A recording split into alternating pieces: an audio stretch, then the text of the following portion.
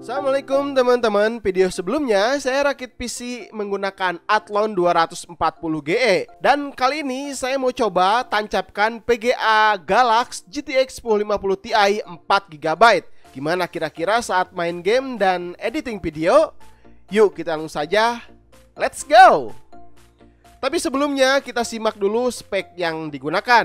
Sama seperti video sebelumnya, AMD Athlon 240GE, motherboardnya ASRock A320, RAM 2x4GB 2666MHz, SSD PGen 120GB, ditambah hard disk 500GB dari Seagate. Power supply-nya saya ganti di sini menggunakan Enlight 500W 80+, dan PGA-nya dari Galax GTX 1050 Ti XOC 4GB.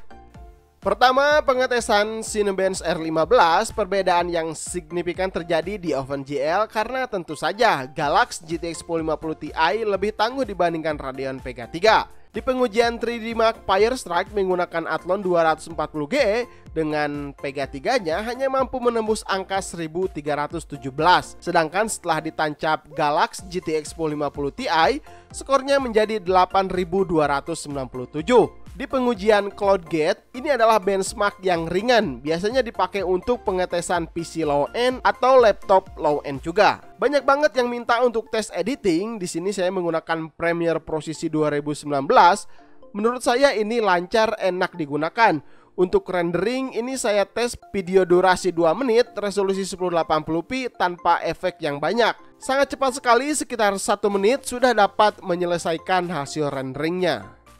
Pertama, game GTA 5. Athlon 240GE saat menggunakan IGP Vega 3 di GTA 5 settingan normal 720p mendapatkan rata-rata 38 fps dengan maksimal fps di 44 fps. Ketika ditancap Galax GTX 1050 Ti 4GB di resolusi yang sama, rata-rata fps meningkat hingga 90 fps. Nah, untuk background video yang di belakang ini adalah settingan very high resolusi 1080p. Rata-rata FPS yang dihasilkan adalah 61 FPS. Jika kita lihat persentase penggunaan PGA GTX 1050 Ti masih cukup longgar untuk sekelas Athlon 240GE.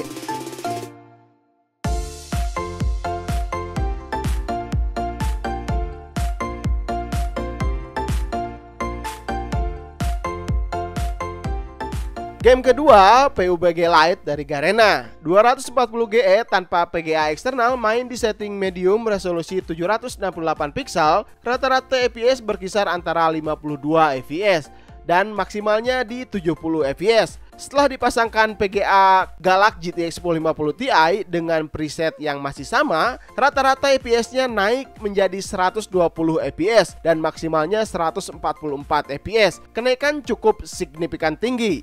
Game di background ini saya tes settingan ultra resolusi 1080p. Game masih playable, lancar, rata-rata FPS-nya 92 fps. Jika diperhatikan persentase 240GE dan GTX 1050 Ti, selisihnya berkisar antara 10%-an. Jadi masih longgar ya PGA 1050 Ti-nya.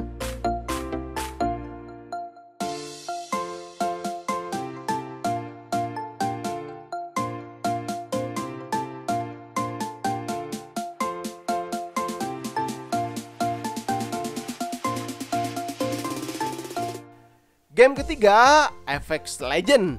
Saat 240GE masih menggunakan Vega 3-nya, hampir kewalahan di game ini. Di setting low 720p saja, rata-rata FPS-nya 28 fps dan maksimalnya hanya di 42 fps saja. Tapi setelah ditambah Galax GTX 1050 Ti dengan preset yang sama, terlihat peningkatan fps sangat jauh. Rata-rata fps-nya mencapai 101 fps dan maksimumnya 140 fps. Lancar sekali jika seperti ini. Nah, game background ini saya tes di setting high resolusi 1080p, tapi saya gunakan RAM 16GB 2666MHz supaya lebih optimal kerja antara CPU dan PGA-nya. FPS rata-rata hanya 48 FPS karena game ini ketika di setting high baru terasa berat karena efek dari gameplaynya yang sangat detail.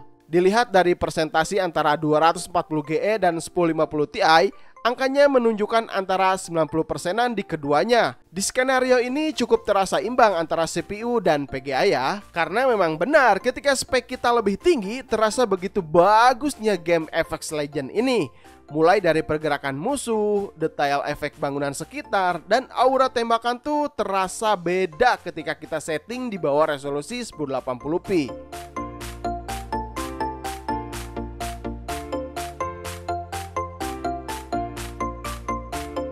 Oke, kesimpulan yang saya dapat, Athlon 240G ini mungkin akan cocok jika disandingkan dengan PGA 1050 non-TI versi 2GB atau RX 560 versi 2GB atau juga 4GB.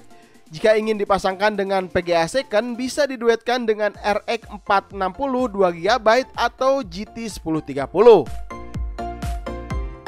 Oke, cukup sampai di sini dulu. Mudah-mudahan bisa bermanfaat. Jangan lupa like dan di-share video ini supaya teman-teman yang lain bisa tahu informasi ini.